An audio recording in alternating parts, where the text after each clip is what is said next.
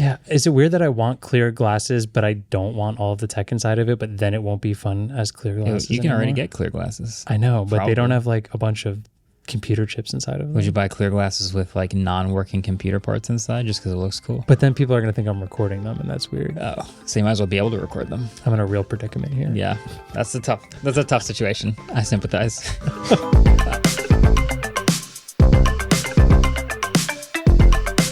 Yo, what is up, people of the internet? Welcome back to another episode of the Waveform podcast. We're your hosts. I'm Marques. And I'm Andrew. And that's it. Small crew today. Also, Adam's out, but Ellis is here. Hey. And yeah, this is fun fact episode 251. So I feel like I'm just shouting that out. If you know, you know. It's 251. It's 251. In today's episode, we have Apple Intelligence update timing, a quick review on a new Garmin watch, and then we'll talk a little bit about Meta Connect 2024, Correct. which had a new Meta Quest in it. It's a good time. I also wanted to jump in right off the top and talk panels a little bit. It was like the talk of the entire internet accidentally for like a couple days. At least our internet, for sure. Yeah, and it branched out a bit. Yeah, like my For You page and everything about it. Which has its upsides and downsides, I will say. The original idea of panels, as some of you may know, if you watch the iPhone review, was we'd been working behind the scenes on a wallpaper app, which is hosting and sharing all of the wallpapers that I've been using and more art by the same artists all in one place. So as you can imagine, for a decade, people have been asking me where my wallpapers come from. So this is sort of a natural thing to just sort of plug and own and have available to you guys. And so I kind of plugged in there, and it kind of got like scooped up as like this gigantic thing. I think maybe the number one most common comment I saw was, who would want to pay for wallpapers? Like, who would want a whole app just for wallpapers? Which to me, it was like, well, I'm in a community where lots of people like change wallpapers all the time, and it's really fun. But because it's the MKBHD channel and the iPhone review, and there's like way more eyeballs on it, it became this massive thing. But because it became this massive thing, lots of eyeballs on it, lots of appropriate critique, which I think really helped us. I think you could call it a sloppy launch from us, but definitely a lot of learnings for like what we want to create and make really good for all the artists involved down the road. A couple things I do want to address because they were all over like Twitter and threads and stuff that I saw. Number one is on the disclosures. Like if you go to the iPhone App Store and like scroll down enough, there's a set list of disclosures. This is actually already fixed by the time this goes live, but just to explain, because people have posted about it, there was this whole list of like all these disclosures of what the app may ask for permission to use, like, you know, location and all sorts of other stuff like that. The app, just to be clear, never will ask for any of that stuff. But because our app has ads, there are suggested disclosures that you can sort of just blanket enable that most other apps that have ads from AdMob and things like that will also just enable, just to be safe. But that was a huge red flag for a lot of people. And so appropriately, we have adjusted them to a more finite list of what is actually applicable to our app. Yeah, and a reasonable red flag. Yeah. Understood. Totally. Yeah. So that was good. Another one is, so somehow this rumor popped out that like we bought an old wallpaper app and then like rebranded it or something. Yeah. And then I found out exactly how this rumor started, which is people saw the panel's Twitter account and saw that the account had been created, I think, in like 2021. Yeah. And made the direct leap from there to suggest that this app has existed since 2021, which is not true. Obviously, we've been developing this ourselves, and we've got people here in the studio helping us work on this. The account itself was a username that was salvaged, that was inactive, that we got to switch to actually have the panel's username. And then now it says it's us because we got to take the account. And now looks like an older account, but trust me, the app did not exist back then. And that was one of the weirdest rumors that I saw. And one of the last things I wanted to jump in on was on the question of AI in the art. As people have known, these are a lot of human artists working on a lot of their art and making their photos and things available. and somebody had asked, is there any AI in here? And I said yes, because I actually know there's a specific example of there's an artist that's using AI to augment photos of skyscrapers to turn them into like different looking buildings and to edit them. They're heavily edited and they look super sick, but technically that is AI.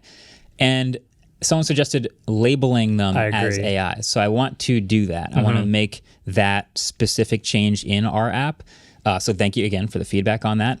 But yeah, in general, this is an entirely curated list. It's a relatively small collection. It's a few hundred pieces right now, but obviously it's things you've seen in previous videos, on laptops, on phones, on like monitor behind me on an iMac and things like that. So I can now always say like this is where you get it. You always have like the answer to your question right in front of you, which was the idea of it existing. So yeah, we have plenty of work ahead of us on a lot of the code, a lot of the design, and a lot of the fun stuff that you guys have all given us feedback on. So again, we appreciate that. And we hope to work pretty quickly on basically all the feedback we've gotten. At the end of the day, the mass, like most people don't change their wallpaper all the time, and I understand that. I'm on that. I am the exact opposite, like once a year, maybe at most. And so I think, yeah, people will just hop on Google Images and find whatever they want. Totally cool. This is, as we knew from the beginning, like a small group of people who wants a specific answer to a question, which is, these are some cool wallpapers I want. Let me see where I can get them. So that's what Panels is. To the irony of me promising it would be more of an app in the future, I still say, don't get the app based on the promise of the future of the app. Get it based on what it is today, which is a wallpaper app. Hopefully we can improve it soon, but don't take my word for it. If you like it now, use it. If you don't, uninstall it. It's fine. Maybe later down the road it'll be better, and that's our goal. So we're going to be working on this for a while. I think obviously like we didn't get to go over every single thing that we've seen the feedback for, but we have spent a lot of time collecting feedback, and it's something that's going to be a process of figuring it all out. And our goal is ultimately just like make something that the people who always ask for what wallpaper it is in videos enjoys and can find some cool things. And we're partnering with some artists that we really like. So yeah, hopefully we can just make a really cool curated set of wallpaper in a nice app, and the people who want to use it hopefully enjoy it down the road. And hopefully we prove to everybody that it can be enjoyed. Yeah. Yeah. I think the zoomed way out philosophy for like everything that I publish on any channel is like making content that I would want to watch, making a channel that I would want to subscribe to. Like that's been the ethos. And this is making an app that I would want. Because I would really just want a sick app full of the best wallpapers that I think are from super talented people that also makes them money. It's a little platform for them to be in front of more eyeballs. So hopefully we can accomplish that. Yeah. Okay. So Apple Intelligence release timings. This is interesting because in the iPhone review, the rest of that video, we talked about obviously the iPhone 16 is coming out and 16 Pros and how like so much of the advertising for the phone is Apple Intelligence, even though it doesn't come with the phone out the box. Yes. So the question is, when does it come out? And it turns out it's in stages. A lot of stages. Yeah. Stages that I'm a little confused about still. So maybe reading this, what Mark Gurman said in his Bloomberg article, you can help me differentiate when this is. So it says that Apple is racing to complete the iOS 18.2 upgrade, which will include features like Genmoji, ChatGPT integration, and Image Playground. Then it's looking to release that by early November so it can ship it by December. Then iOS 18.3 will be completed by the end of the year for a January release. And then 18.4, which includes new Siri features, is scheduled to be released in March after being completed in February. Okay. Yeah. So like the very TLDR of that is the majority of the stuff they showed in the iPhone 16 event will be fully out in March. Yeah. 6 months after the announcement release. Yeah, halfway to the next iPhone. Yes. So basically, all of the iPhones that are coming out now have iOS 18.0, which will be the same basically for everyone's iPhones everywhere. iOS 18.1, which I've been using a beta of is coming relatively soon. That has the first few Apple Intelligence features.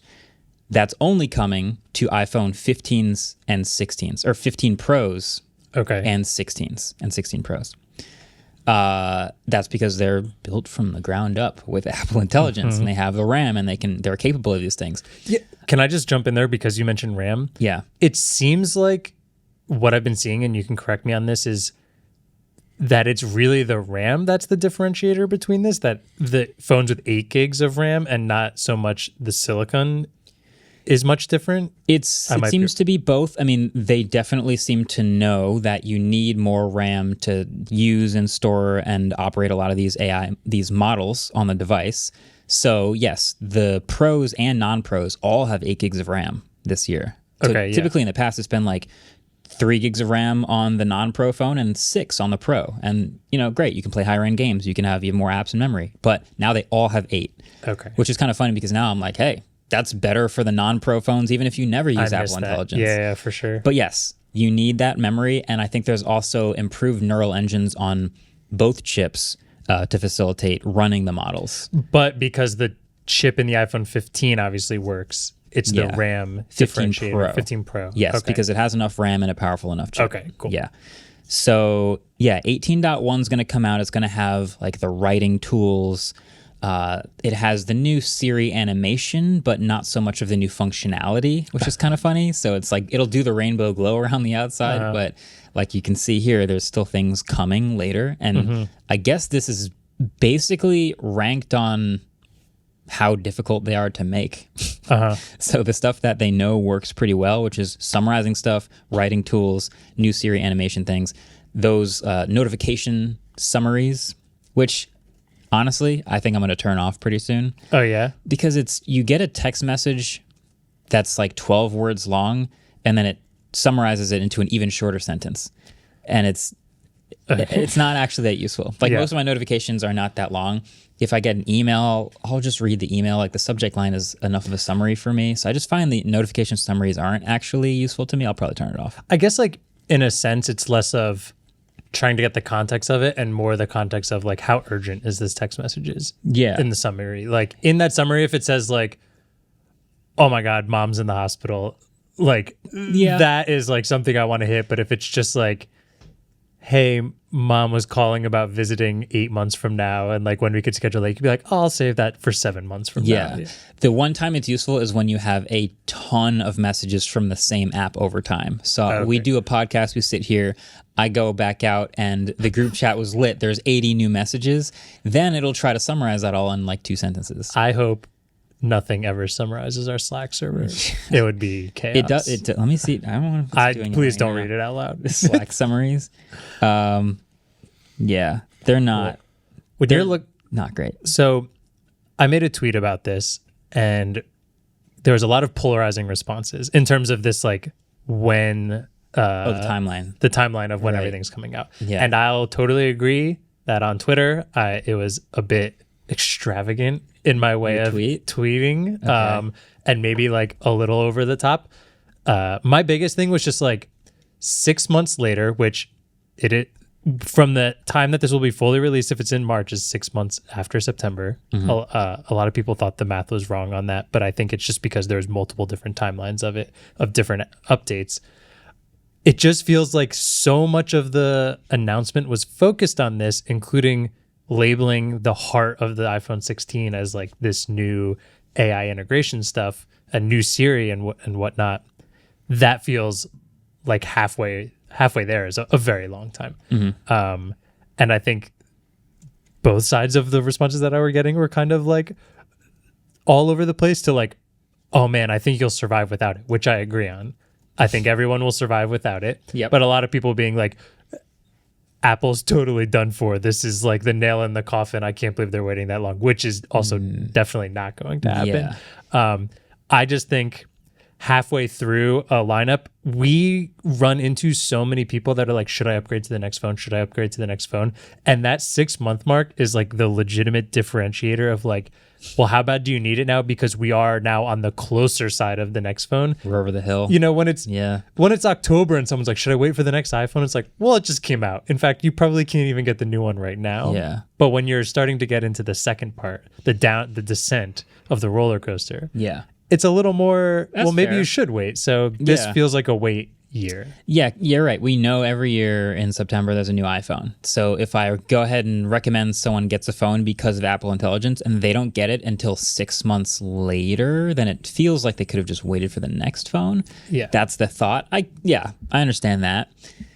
Look, we also know someone like every year who buys the new iPhone a week before the new one comes out. Like that's a lot of people just don't pay attention to that. So they're just after whatever they need when their phone breaks. For sure. And I don't want to take away from people who are legitimately excited about all of these new features and in their eyes want to get them as fast as possible, or even are really excited about the beta. I never like suggest people to download the beta, but you will be getting to try these things out faster doing that. And for people who, you know, listen to this podcast and probably are downloading beta, that's probably super fun. Yeah. But as a general whole, 6 months later in this, if like my like aunt or uncle was like, oh, I saw that awesome thing that's coming out on the new iPhone, should I get it? I'm going to be like, well, you don't, it's not even out right now. You can probably wait. Yeah, the most interesting feature to me is like the fully finished upgraded Siri, which like I want to review Apple Intelligence when it's done, and maybe it's not till March that I can make that video. But the new Siri, which is supposed to be able to like reach into apps and like do actions for you and things like that,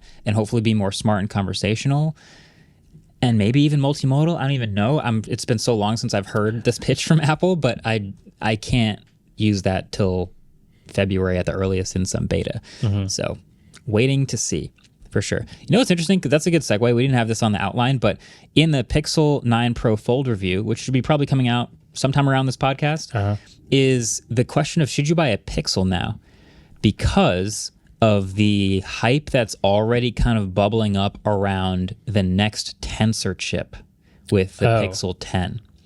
So Pixel got Tensor a little while ago, which was exciting because it was designed by Google and they could have some effect on not an off-the-shelf part, and they could optimize for maybe more neural engine, whatever. But it's still like made by Samsung. It's still not fully like 3nm TSMC, like super high-end. And it appears that it looks like they're finally going to have their own first fully custom chip with the next one, the Tensor G5 chip or whatever it is in the Pixel 10. And so I'm sitting here, I'm reviewing these phones, like the Pixel 9's really good, and I wonder how many years it'll be a really good phone. It's promised 7 years of software updates and all that, and the Pixel 9 Pro Fold is like one of my favorite folding phones ever, and I'm genuinely very impressed with it. And the only thing stopping me from going, yeah, just get this phone, it's great, is maybe the next one is a huge leap forward, like closing the gap to Qualcomm, being just as power efficient, way more battery efficient, like having all these other advantages. But we don't know yet. It's still kind of a rumor. It's sort of a background noise to these new phones. So that's something to keep an eye on. I think the Fold, or I guess you're saying about all of them, but like, if you're buying the Fold, I would assume a lot of people purchasing Folds, as expensive as they are, have the disposable income to potentially be upgrading every year. So like, or you really are saving up for a while and you won't be buying another phone for a long time. If that's your case and we think that's going to be a significant upgrade, then maybe it's time to wait. But it seems really early to be saying, should I wait for the next Pixel that's been out for a month? But that's the word on the street. There's like articles about it. Like, should you buy these phones or like wait another year? Have you recalled a scenario where the phone isn't even out yet and people are saying, should I wait for the next one? Oh, iPhones. People do that with the iPhone. Like pre-iPhone coming out, they're like, oh, the new one's coming out, but should I wait for the next one? Yeah, because there's all these like roadmap leaks now of people going like the dynamic island's going to go away or this port's going to go, like this is what's going to happen 3 iPhones from now, and people going like, all right, that's the one I want. We've probably talked about this on the podcast. Yeah, that's probably happening. That's wild. Yeah. So, hey, it's all just sort of We don't know. We can't predict the future. This is us like looking into our foggy crystal ball and going, it kind of looks like this might happen. I want to say two more really quick things about this. One is if there was one of the companies to trust that like these updates will eventually come out, I trust places like Apple, Google, Samsung more than newer ones. But I still agree with if you're only looking for those things, at this point, just wait till it comes out and get the phone. Then you'll still be able to get the phone then. Yeah. You might even hit a sale at some point. Probably if it's Google, you will hit a sale. Yeah. My other thing is the reason I think it being so much weirder with Apple do this. I had a lot of people saying like Google's done this, Samsung's done that. It just feels less common for Apple. But I think we're getting to the point where this feels, release a phone, shove a bunch of features in our face, and now we don't get half of them till later.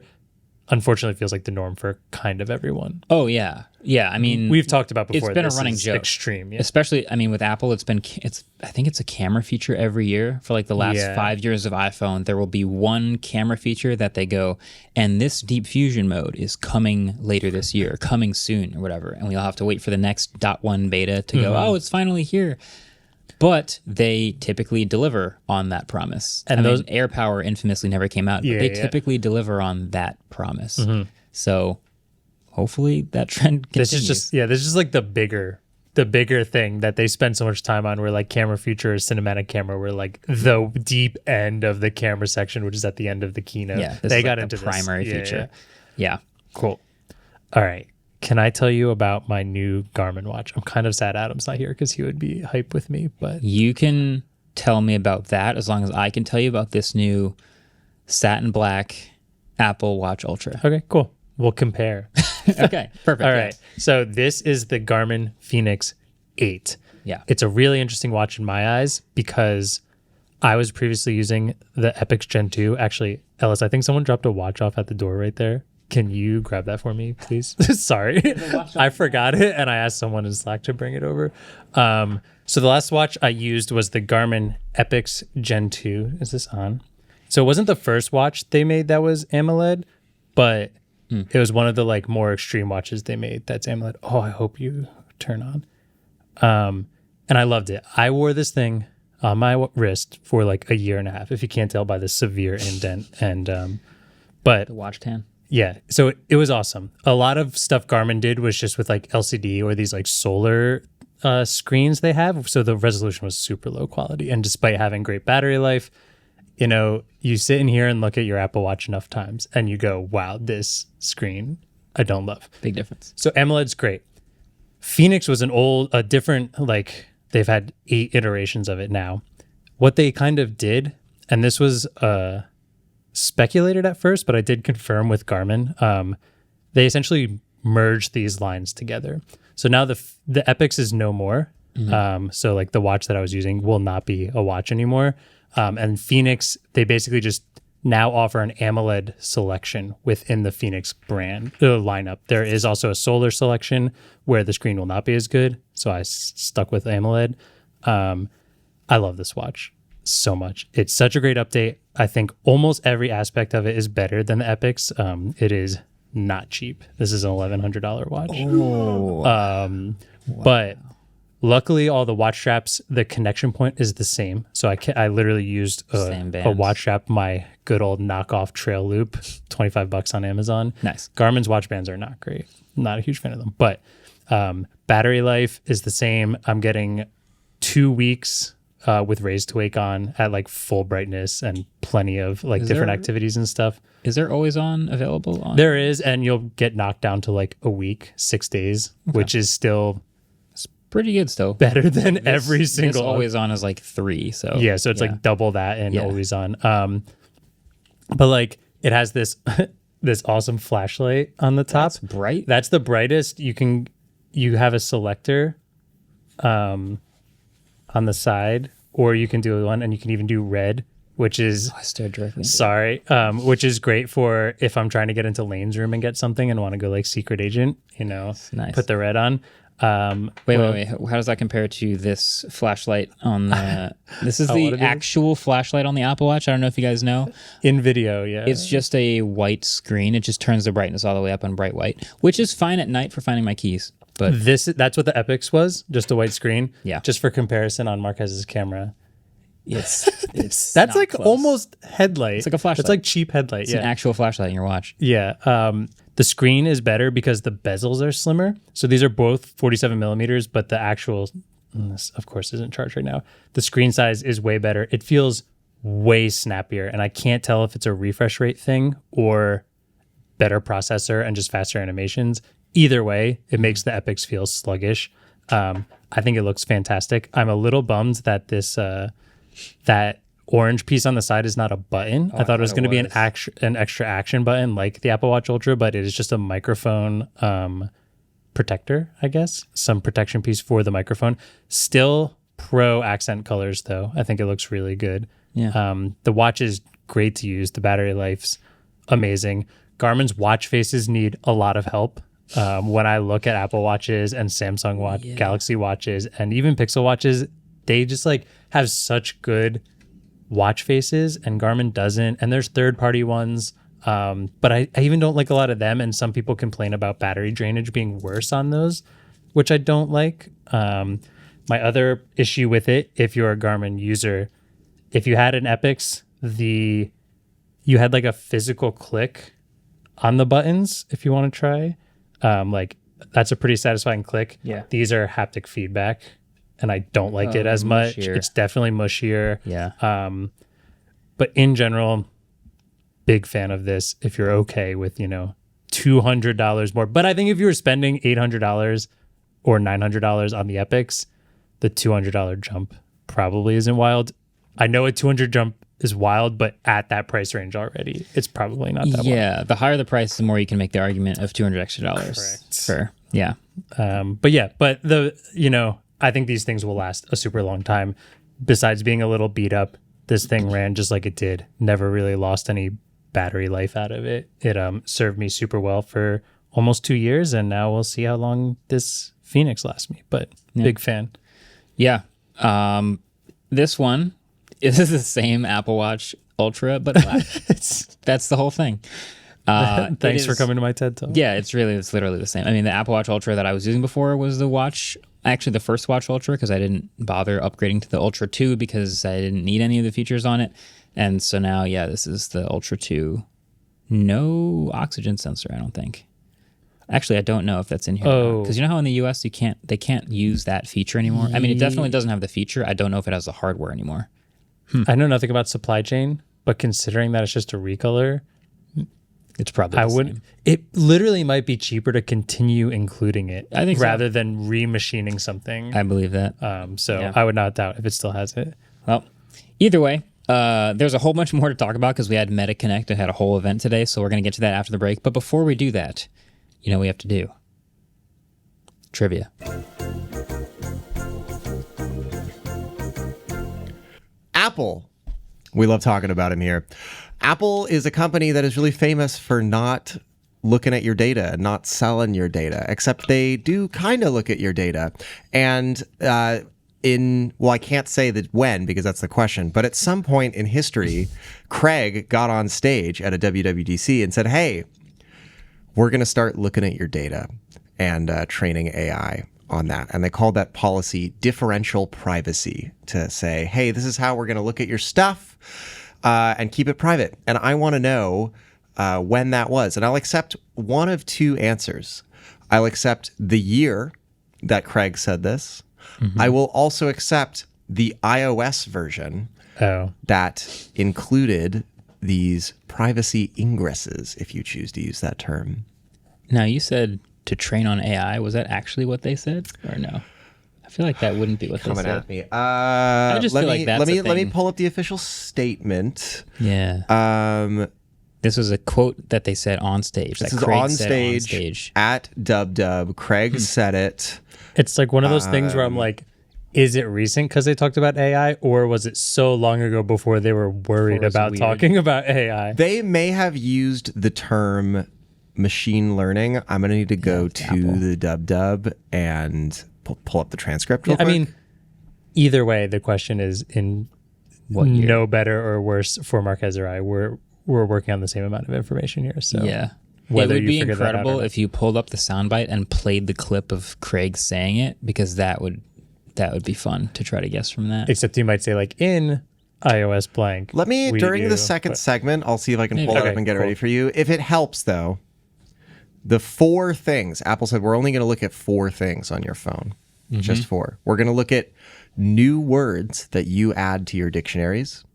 We're going to look at which emojis you use and how frequently so that we can make better suggestions.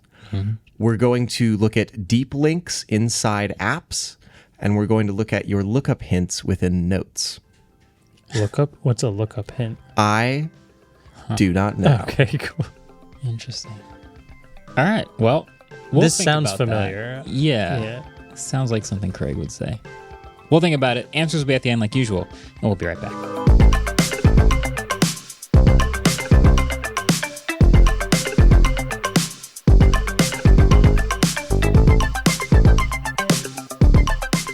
Support for Waveform comes from AT&T. So, what does it feel like to get the new iPhone 16 Pro with Next Up Anytime? It feels like when you first pick up those tongs and you're now running the grill. It's indescribable. It's like something you've never felt before. All the mouthwatering anticipation for new possibilities, whether that's making a perfect cheeseburger or treating your family to a grilled baked potato, which you know will forever change the way they look at potatoes. But with AT&T Next Up Anytime, you can feel this way again and again because you can get the latest iPhone this year and next and feel that feeling of new more often. Learn how to get the new iPhone 16 Pro with Apple Intelligence on AT&T and the latest iPhone every year with Next Up Anytime. AT&T. Connecting changes everything. Apple Intelligence coming fall 2024 with Siri and device language set to US English. Some features and languages will be coming over the next year. $0 offer may not be available on future iPhones. Next Up Anytime feature may be discontinued at any time, subject to changes. Additional fees, terms, and restrictions apply. See att.com/iPhone for details. All right, welcome back. We're going to go over MetaConnect 2024. It happened today while we were recording a podcast earlier because we recorded 2 podcasts today. And we came in kind of towards the end of it, but I tried to like look over a bunch of it, read some great articles, and let's go over what they announced. MetaConnect is always this like this mix of like, wow, that's super interesting and cool, and like, wow, that's really creepy and kind of cringe. Yeah, it's like their developer conference, more or less. But in other developer conferences that we typically think of, or at least typically cover, it's like I/O or WWDC or something like that, where the company makes hardware and software and has to connect the two and has platforms for developers to make apps for, like Google or Apple. In Meta's case, they don't make phones, but they do have platforms and they do have kind of Products. AI and they have products, and Now, it makes sense. They have these glasses and they have these headsets, but it's just a little different. And it's also, it's Zuck, and it's like a mix of other product categories that are just a little different. And just in case anyone's upset that I called it cringe, Zuck was wearing a shirt that said Zuck or nothing in Latin. In Latin. So It's got to be some checkmate. inside joke that I didn't understand. I don't know. I have no. Maybe it's an inside joke. I wasn't invited to that inside joke, so I will not like it. But anyways, they did announce some cool things. I think one of the things they announced right off the bat is one of the coolest things they announced, which was the Quest. Quest 3S. Yeah. This is cool. I think like the super TLDR of it is the Quest 2 was pretty awesome as this standalone VR device, which had a extremely affordable in the VR space, like relative to VR space headset. And I think it's brought most of the people we know now who experience VR.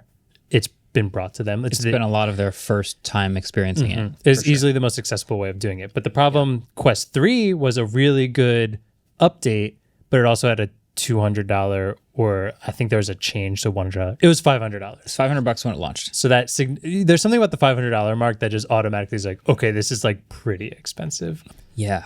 So with the Quest 3S, essentially what they announced, and I think you can pre-order it by now, it's shipping October 15th, is something along the lines of this like in between the Quest 2 and the Quest 3, where it is the same processor as the Quest 3, but it looks like the lenses are different at the same resolution as the Quest 2, which is 1832 by 1920 per eye. But the Quest 2's, the resolution's pretty good in there. I never had a lot of problems. I wasn't Again, doing if it's your first VR headset, you won't really have other things to like visually, mentally compare it to. Yeah. And it'll probably be impressive no matter what, no matter what you're doing. So like pretty much it seems like Meta has, this is Pixel A kind of stuff like that. Sure. If you on top of the line, not thinking about the Quest Pro because that feels like such a different item in general. But having It's also this, retired.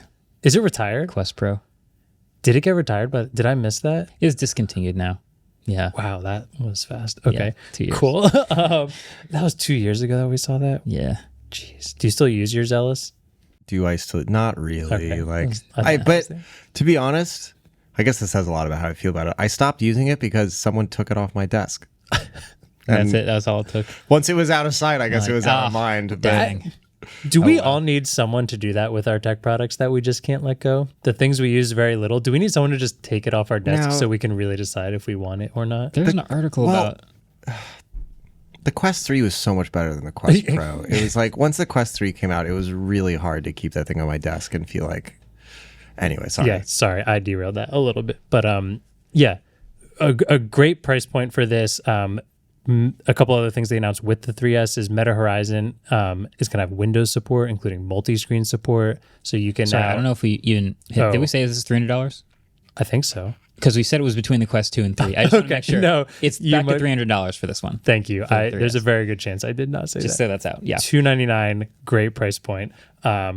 Windows support, multi-screen support. They also introduced something called Hyperscape, where you can use I forget if it's the headset or a phone. It might actually be the headset, where you can scan a room and essentially bring it inside to a VR space. So I guess other people can experience rooms with you. Sick. Pretty cool. But overall, I think what's the coolest part about this is just accessibility, because we are still at an age where VR is not super accessible. $300 is still a lot, but there's way more of a chance now that 1 of 10 people might have picked this up for some reason, which gives you that first look into VR.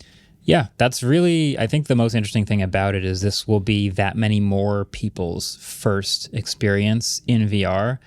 And I mean, it's meta now. Like they have so many different things that they're leaning into in VR and AR that's their goal, is to be a lot of people's entry point into various versions of what you might call a metaverse, whatever. But that's the idea. This is probably going to be a lot of people's first VR headset. And it's not bad for what it is. No, it's Same ship as the Quest 3. Yeah. They did also show off some like new Meta Horizon stuff, which had this like super cartoony Godzilla attacking a city and people shooting like laser beams at it, which is always just a fun juxtaposition of them being like, look at this multi-window Windows support and like, look how much stuff you can get done. And then also the sweet VRscape of fending off Godzilla from a fake town. It really low does. Graphics. Yeah. The way they demo these products, I've always said, tells you a lot about how the company wants it to be perceived or wants it to be looked at. And like when you watch an Apple Vision Pro, first of all, it's way more expensive, but they're doing mostly like productivity and messages, and then occasionally shared experiences with a little bit of gaming sprinkled in. And then you watch one of these and they're like, Gorilla Tag just hit $100 million in revenue, and this is an insane game of like playing tag in this VR space. Like it's very, they have to do kind of everything with the Quest. They do the gaming, they do the productivity, they do the messaging, they do everything in the Quest. And so if this is your first VR headset, you will be introduced to all of the things that you can do in a VR headset. Yeah. Yeah. So it's pretty cool. I also found the new clear Meta Ray-Ban. Do you want to go glasses. straight to Ray-Ban glasses? Yeah, Yeah. let's do it. I think if you just want to jump straight into that, I thought that was the coolest announcement of the entire thing. Clear tech is cool. A lot of clear tech is like, it's clear for the sake of it looking cool, which I get, but some of it is not showing the real inner workings. But in a pair of glasses, at least from what it looked like, it's impossible to have like fake inner workings in there. Fake it, yeah. They looked so cool. Yeah. Like just seeing all the camera modules and the circuit boards and how it's all crammed in there with the hinges and stuff like that. Yeah. Is a really neat like perspective, but it's going to be weird if like you were wearing them and I'm just staring at how cool the glasses are on your face. Yeah, I think a couple people on stage had them. Boz might have had them on. I think the person before him had them on. Like they look like interesting designer glasses, I guess, which is neat. It's just cool. Yeah, clear tech is cool. I agree. That's that's my not that hot take of the day. Clear tech looks cool. I mean, if you want to talk about looking cool, one of the best things Meta did with their glasses is partnering with Ray-Ban, one of the most popular sunglass companies in the world. Silhouette. That are, the silhouette of them is just like the standard of sunglasses at this point. So Yeah. that always looks good. The weirdest thing about any tech glasses is, do they look like tech glasses or do they look like glasses? And Ray-Ban are glasses. Speaking of do they look like tech glasses or do they look like glasses, the last announcement was the big one, which is their Project Orion Yes. AR glasses. Definitely the biggest thing they announced. Yeah. So this is interesting. Every time I see another product, and this isn't even a product yet, but every time I see another announcement or tech demo like this, I always think back to Google Glass, like what Google Glass wanted to be. So Orion AR glasses they look like a thick pair of tech glasses. They don't look like regular glasses. Clark Kent. Yeah. But what's happening even inside that frame is super impressive. They are a bunch of projectors and a bunch of waveguides and essentially projecting visual elements onto the real physical world in front of you that you're still seeing through the lenses. Yes, somehow through refraction. He went over it so quickly how it really works. I kind of wish Ellis was there when we were watching that part because he may have understood it a little better. Well, Zuck even kind of like he didn't explain it. He kind of paraphrased, at least from what I watched. He said it's a whole bunch happening with projectors and waveguides and AR. Like it's a lot of technologies packed into this frame, which will enable tracking of real world elements on the actual physical world in front of you, which is amazing. I want to try it. The reactions of the people that they gave it to who got to try it seemed super cool. I would love to actually experience and see what feels like what Google Glass wanted to be. Yeah, for sure. Yeah. What Snap Spectacles last episode wanted to be. Actually, Ellis and I did see someone in the crowd wearing Snap Spectacles, which was very At fun. MetaConnect. MetaConnect. That checks out. I'm sold. I think they're cool looking. You're still on them. I think these look better, but On the still Orion? are obvious. No, the Snap Spectacles. Snap I actually, I'm sorry, I haven't seen what the Orion looks like. No, that's okay. I was doing other work while Yeah. if you had told me everything you just told me like a year ago, I would have been like, nah, that's BS. And I can't believe I'm citing them, but now that the humane pin exists, I believe it. Like that sort of projector technology is, I've seen it with my eyes. Yeah, mini projector. It's mini projector that can handle. So this is kind of funny. Like I, as like a side thing, I do like projections for raves and stuff like that. And I was at this rave inside this, what was effectively a cave last weekend. It was like a Revolutionary War era bunker. So picture this like long semicircular stone building, and the bass was so intense that it would defocus the projector on every kick drum. It kind of looked sick. It kind of was like, boom, boom. But yeah, so it's like these things are really sensitive to vibrations and kinetic energy. And now that I've seen the humane projector deal with it so well, I know it is, in fact, possible. Yes, we got to see some pretty inner workings of the humane projector. And despite the product not being great, that projector was actually pretty impressive. They did nail that part of it. Yeah. Other than being outside. But yeah.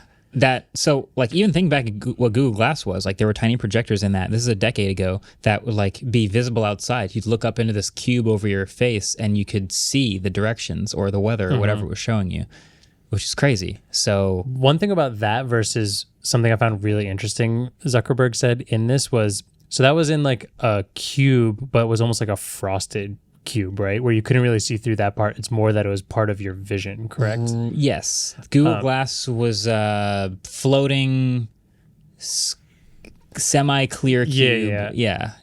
But because of that, like it could project on it better because it wasn't completely clear and with the outside world. Something they mentioned in this was not only does the person have to be able to see through it to interact with the world, but what I found interesting was they're trying as hard as they can to make sure people also can see your eyes as the non-Orion user because that feels more natural. Yeah. And some of the clips they showed, that kind of worked. There's a lot of this blue glow going on because obviously projections are happening inside the glass. And I believe they said they're using refraction to be able to stick it in certain spots within the projector or, from the projector. So you're still going to get this blue glow, it's almost like the real version of the like spaced out eyes on the Vision Pro, the like hazy blue eyes on it. But I'd never thought about that. Like, you need to think from the outside perspective of AR glasses. If they're going to be something that you wear all of the time, it needs to not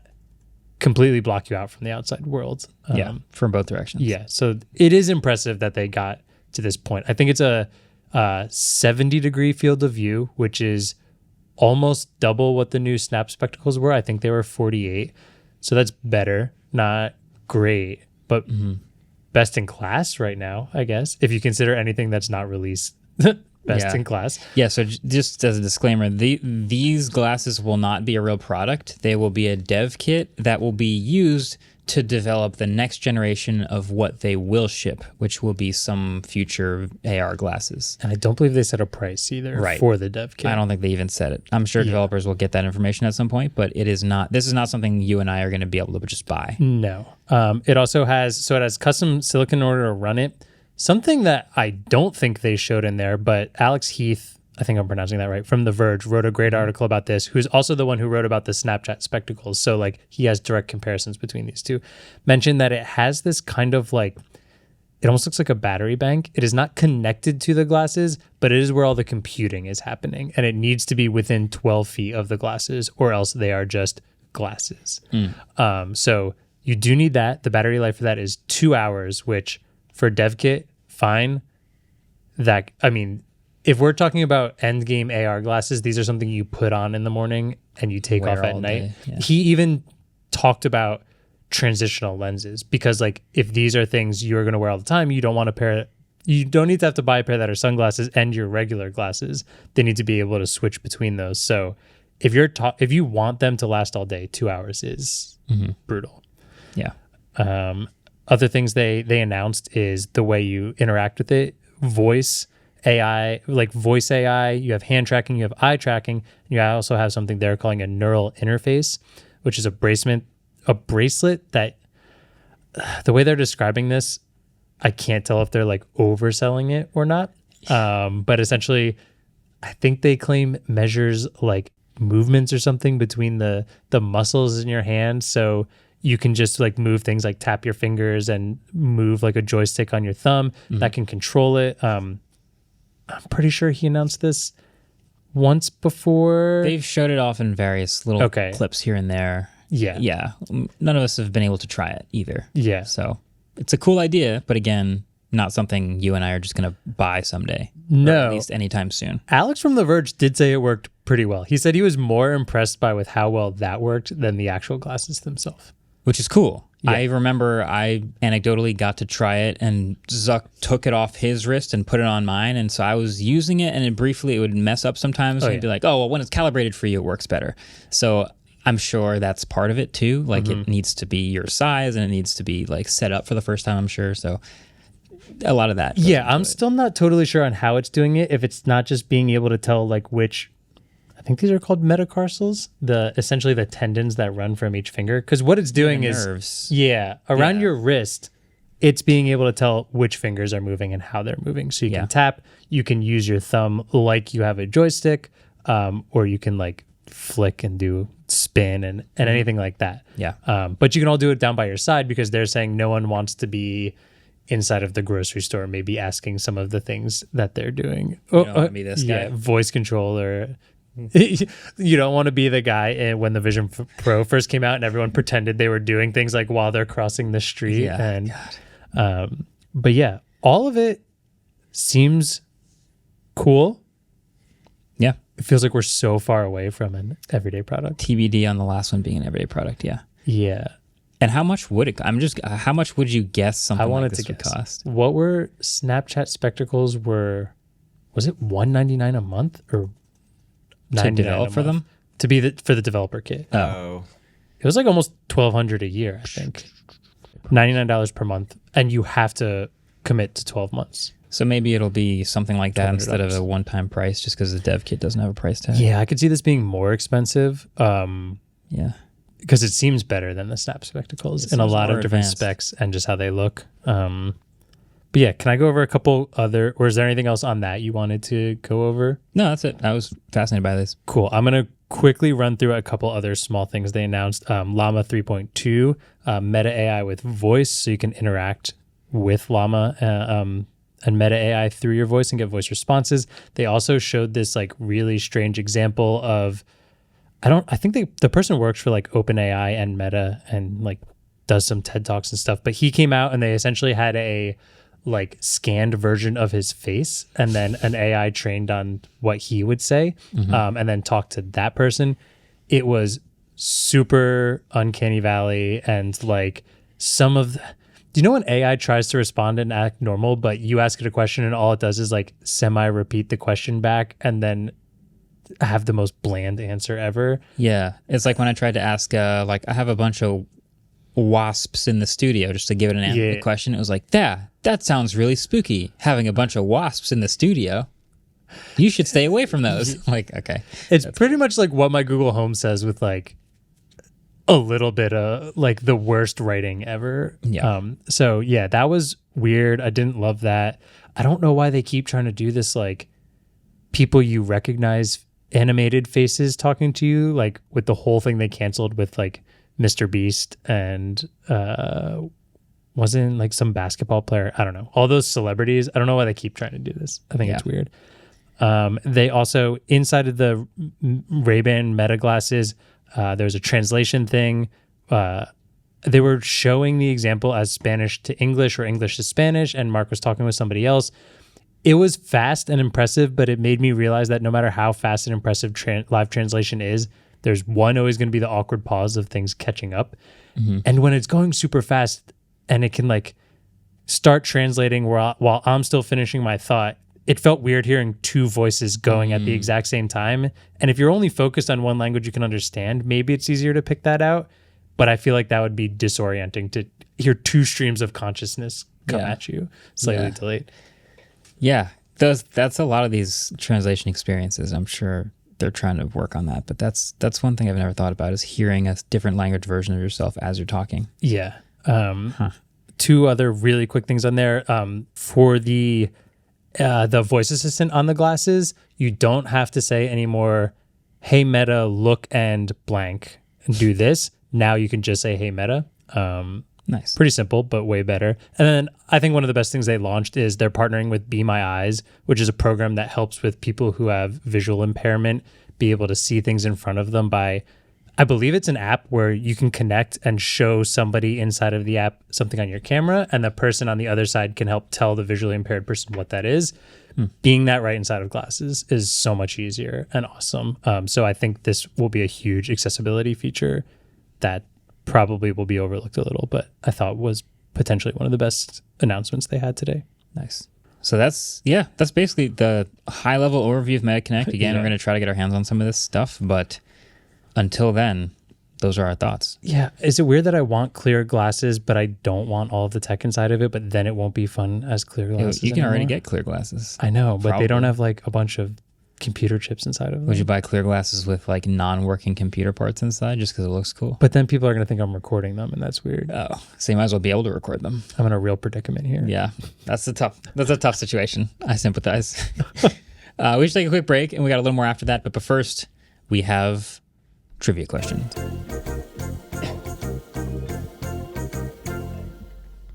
All right, today's trivia question number 2. Today's second trivia question is the realistic way to say that, is going to divide our audience in half, because about 50% of people who hear this are going to say, "How do you not know the answer to this? You are a moron." And the other half are going to say, "I literally have never thought about this once in my life and don't know the answer." Can we take guesses on which one Marques and I are before we hear the question? I think we all know who.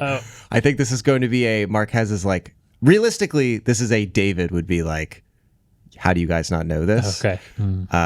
Andrew, you're going to be like, "I never once thought about this." That's what I was going to guess. And Marques is the slender oval in the center of the Venn diagram. Okay. But what does llama actually stand for? I definitely know we have talked about it. Have we? I believe so.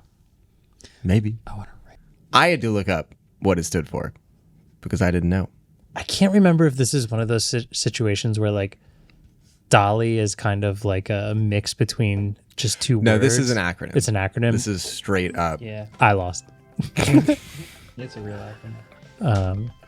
Dang. Well, half of you already are streaming the answers into your phones, and the other half are kind of wondering and maybe thinking about this more. So that's what we'll do. We'll be back after the break.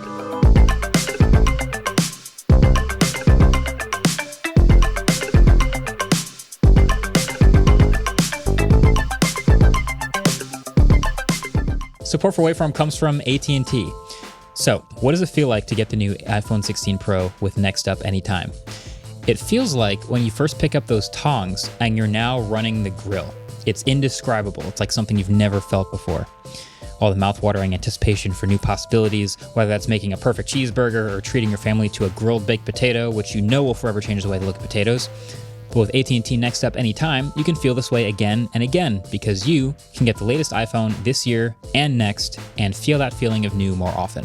Learn how to get the new iPhone 16 Pro with Apple Intelligence on AT&T and the latest iPhone every year with Next Up Anytime. AT&T. Connecting changes everything.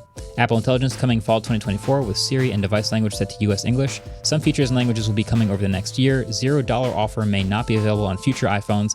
Next Up Anytime feature may be discontinued at any time, subject to changes. Additional fees, terms, and restrictions apply. See att.com/iPhone for details. All right, welcome back. Last little bit. Couple more things I wanted to just float by you in case you haven't been thinking about them. The Nothing Ear Open hit our desks and hit the studio recently. It was also announced to the world. They are open back earbuds. And I don't know if you remember last week on the podcast where we also had open back headphones. Are they calling them open back? Well, they're called ear open. I guess they haven't said open back, but they're called ear open. Well, I feel like we're in this stage of we don't know what we're trying to call them. I feel like physical transparency almost works. That's actually more accurate. Yeah. But we've talked about the Sony Link Buds before. Like we've had these Bose headphones that are really interesting in the studio. And I just feel like open back is having a little subtle renaissance right now. Like I've used open back Sennheiser HD650s at my desk for video editing for years now. And open back for those describes like a can over the ear that has like literally a mesh on the outside. Like the driver is like you can see through the headphones essentially. And so that means I can hear everything outside me in the room and the drivers are in front of are outside my ears and playing sound into them. So it's like transparency mode. But then transparency mode came after that. Yeah. Transparency mode was I got noise canceling headphones that have microphones on the outside. So it's like the Apple Vision Pro of open back. Yeah. Where it's not really my eyes you're seeing. Practical transparency. Yeah. And now we're getting these again, real physical transparency themed devices. But I think it's interesting. Anyway, the ear open are basically that. It's like this silicon arc that goes over your ear and then it holds and it hovers the bud right outside of your ear. So the idea again with these is it's not actually plugging and sealing your ear. So you can still hear everything around you. So if you're biking or running or walking outside, you can hear the taxi, you can hear the bicycles, you can hear everything around you, but also your music or your podcast at the same time. Yeah, and because the way most earbuds stick in our ear outside of wingtips is the actual insert. So even like the AirPods non-silicone, if they don't fully plug your ear, they're still the majority of the way in your ear. These don't go into your ear canal at all. Yeah, they hover right outside. Yeah. So, and the way that's held on is because of the stick, the bendy part over your ear that goes into the back of your ear. They kind of look like hearing, like older hearing aids maybe. Yeah. Or like if you've ever worked at a restaurant and the managers have their like earpiece walkie-talkies that are super cheap. This is what those look like, but a bit cooler. Yeah. These remind me more of, so the Sony Link Buds I used to love a lot, and that was essentially truly wireless earbud that then had a donut attached to it, right? And so the speaker fired sound through the outside of the donut, and there was a direct hole into your ear canal. Yeah. And that sat inside of your ear.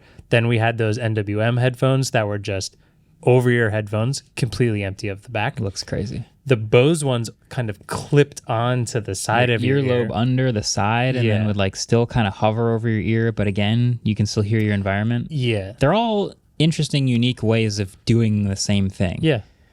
I think philosophically, it's really interesting that, like, I guess these can exist alongside each other, like full physical transparency and transparency mode digitally can exist alongside each other, and maybe one will always be more expensive than the other. But it feels like, I don't know, are we always going to have both, or is transparency mode in the more expensive ones going to win over and be everywhere? I don't know yet. I hope so. I mean, because that can also offer other benefits like attenuating super loud noises, or just letting you lower the entire audio level of the concert you're at or the rave that you're doing the lights for. So that is a benefit to the transparency mode being digital, but it's definitely gonna be cheaper not to do that. As much as I love all these different options, I was a huge fan of the Link Buds. I think it's pretty obvious that in an ideal world, the pair of earbuds that can do both is the better option. Like transparency mode, earbuds with transparency mode they're going to have noise canceling. These physical transparency modes have literal no option to ever have noise canceling. Yeah. So actually, I just saw Ellis looking at his headphones. He has the weirdest out of all of them, where the semi-open back. Where they were the like open back soundscape while being closed back, they called that pair, I think. Yeah, because the other advantage to open back is this wider sound stage that you get from not having these enclosed little systems over your ears. But the HD, what are they, the HD 2000 or 800s, I thought. Yeah, HD 800s are fully open back. This is HD 820s. The 800s were open back. They were the old ones. 800s and 820s were open. This is, I think that's 820S or something. Either way, they added like glass on the outside, so it's open back and then also kind of closed back, but with a transparent glass, so it looks open back, but also still kind of seals the sound in and sounds closed back. Yeah. You can't really hear much of what's outside. It's interesting. I remember that was my first CES. The HD 820. It's 820, yeah. Are currently retailing for $1,995.95. And they rock. And they sound great. Oh, your title was $2,400 headphones, so they've went down in price. Oh, they have. They sure have. For all you bargain hunters out there. Yeah, Amazon's got them for $17.99. If you want to buy that or a folding phone, you can choose wisely. Anyway, yeah, I think it's interesting. I think I may make a video on the all of the open back things happening, because there's just a lot going on. Yep, that's Adam. See? Adam got to check him out. What if Adam was there that day too? Probably. He probably was. I bet this is from. That's hilarious. I'm sure Adam's putting in his B-roll of him trying them instead of... This is the booth. Yep. Love that. Sorry, we went off there a little bit. I think a video on that would be really cool. I would love to specifically hear this scenarios. I personally liked the Link Buds because wearing them at the climbing gym was like... There's something about climbing on a wall where someone could potentially walk under you or just be nearby. You just have to where being able to hear, I think, is beneficial. So... and I want to trust hearing. So I used to wear them climbing all the time. Yeah. I just want to throw one thing in here. That this is just like, I audio mad. I audio guy, I'm mad. Which is that I constantly see in the discussion of like open versus closed back headphones, people saying open back headphones have a wider sound stage. That's not true. There's like, if I'm wrong, please acoustically explain to me why I'm wrong. But it's the way when you have two ears, right? Yeah. You can hear in 360 degrees. These two things don't line up. That's because the way we perceive width and directionality is in the difference between what our two ears hear. So if you made one of the ear cups open and the other one closed, it would affect the way we perceive the sound. But if you're just going from open to closed back headphones, it shouldn't sound wider or narrower at all. I agree. I think soundstage is the wrong word to describe what we're actually noticing, which is just the feeling of openness and closeness, which can feel larger or smaller, just depending on because the drivers don't move further from your ears or sound like they're further away. It's just when you cover them, they sound different. Not just that they sound different, but you're actually going to have some frequencies bouncing off that interior wall of the headphones, going back in. And now all of a sudden you've created either peaks in the form of resonances or you've created comb filtering troughs. In the same way that sound bounces around a room.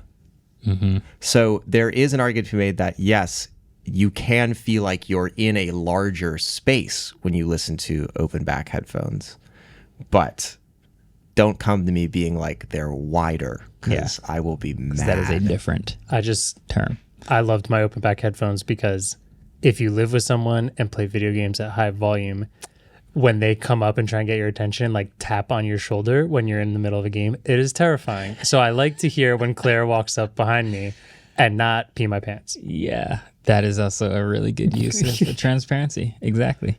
Okay, I have one more thing I want to talk about. There's a new podcast out, and it's by Alex Goldman from Reply All. We have talked about Reply All so many times on this podcast. I honestly don't think Waveform exists without Reply All. It was the first podcast that I listened to, like all of the episodes in a backlog and every single week. Before that, Serial was like a small series that I'd listened to, but Reply All was like the first big podcast I got super into. You might be the same with the first podcast I ever subscribed to. Yeah. It used to be really good. It obviously had an unfortunate controversy and shut down. Alex Goldman has been kind of MIA since then. He's been making some music, which is pretty good. But he started a new podcast called the Hyperfixed podcast. 2 pilot episodes released this month. And they 100% in my mind scratch the itch of like, I miss Reply All. Okay. So do you remember the segment in Reply All where it was like, I'm sure he's not super pumped that I'm comparing it, that anyone's comparing it to his old shows. He's got to know though. Yeah. Do you remember Super Tech Support, the series? Yeah. The segment come to him with like interesting unsolved mysteries in their tech world, and he'd try to investigate them deeply to solve them. Mm-hmm. So this is essentially that with just wider parameters if it doesn't have to be inside tech specifically. So people come to him with a problem. The goal of each episode is to either solve that problem or come up with one step towards the problem that the person is like gratified by enough. They like set that parameter early. First 2 episodes are good. It's about learning how to drive when you're older and helping people bake between the U.S. imperial system, where we bake with volumetric measurements, and the metric system where they do it by mass, which sounds like such a simple thing. It is not. There's a bunch of fascinating like trivia almost that you learn from it. I thought both of them were great. They were like 30 minutes each. It feels like old Reply All. I missed Alex a lot. He's doing a great job already, and it fully launches in November, I believe. So I can't wait. Got it. Okay. I think I will be probably subscribing pretty soon to that. Sweet. Then. Highly suggested to anyone. Hyperfixed. How many times in this episode have I rambled on about something and not included the most important You said it at thing? the very beginning, but you said it pretty fast, and I heard hyperfixed, so I just want people to hear the ED at the end. Hyperfixed. Thank you, Marques. That's the name. This podcast also wouldn't exist without you keeping us on track. So there we go. Time. Well, that's about it for this week, which means without any further ado, let's get some trivia questions wrong, baby. Yeah!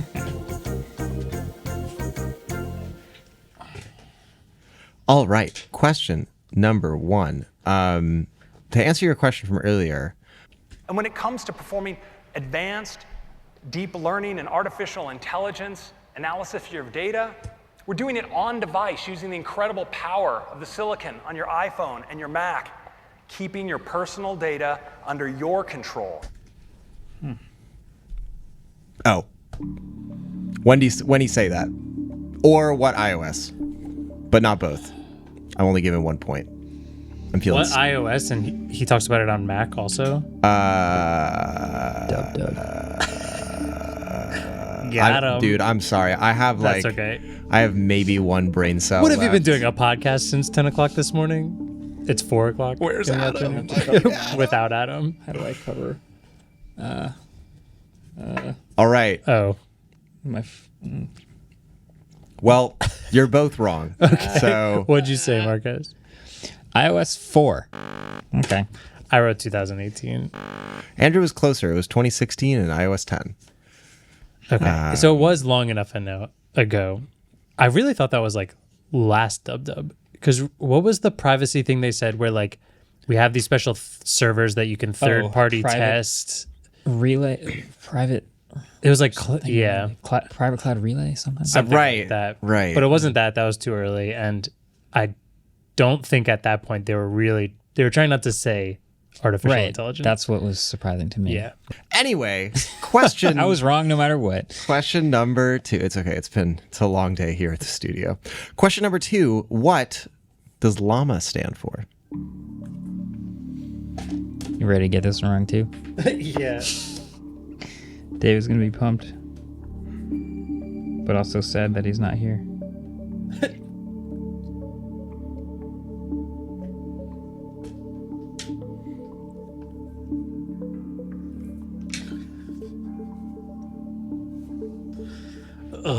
This is embarrassing.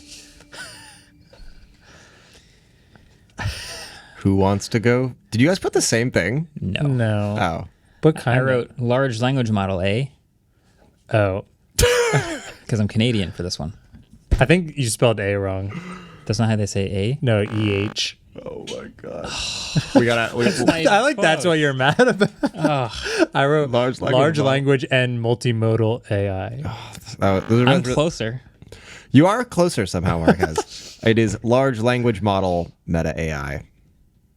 Oh, it's Oh. Jesus. Yeah, I knew.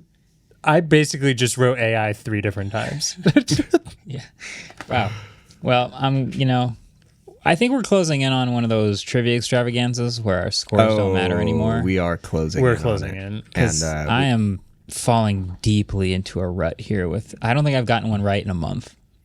It's tough. I was hoping all of us would be at the same points so that the trivia extravaganza was an hour and a half long episode fighting for one singular point. I think I was away for 2 episodes, and then the Yeah. last 2 episodes I've been here, I've gotten all of them wrong. So it's been at least 5 weeks since I've gotten a point. have we been going to? Oh, I almost forgot. Last week I made a joke about we needed to restart the GSMA because it was Finnish. Turns out we were wrong. It's not Finnish. No need to restart it. Joke canceled. The first GSM network was established in Finland by Nokia, a Finnish company. But the GSMA itself is not Finnish. We apologize. Great nation of Finland. We salute you. Still love you. Anything else before we say goodbye to our fantastic audience? I think that will do it. That has been a fun episode of Waveform, per usual. Back to our regularly scheduled programming, of course, but also, actually, no. This was our regular This is our regularly scheduled, which is probably a hint that we will be deviating from our regularly scheduled programming at some point soon. You'll see. You already know. What It's that about. We're means. not. What Friday is still Waveform Day. Friday is always It's Waveform always Day. Waveform Day. But sometimes sacred we day. step Yeah. out of that box sometimes with a little bonus content. So if you ever wake up on a Friday morning and there's no Waveform episode, just go to your nearest bomb shelter. Like something went has gone horribly terribly wrong. The entire internet is down. Yeah. That won't cause panic. Yeah. Maybe don't. Yeah, that's fine. We'll leave it. I say leave it. It's true. Anyway, thanks for subscribing, of course, so you get your notifications every Friday, and we'll catch you guys next week. Peace. Peace. Waveform is produced by Adam Molina and Ellis Rovin. We're partnered with Vox Media Podcast Network, and our intro outro music was created by Payne Sill.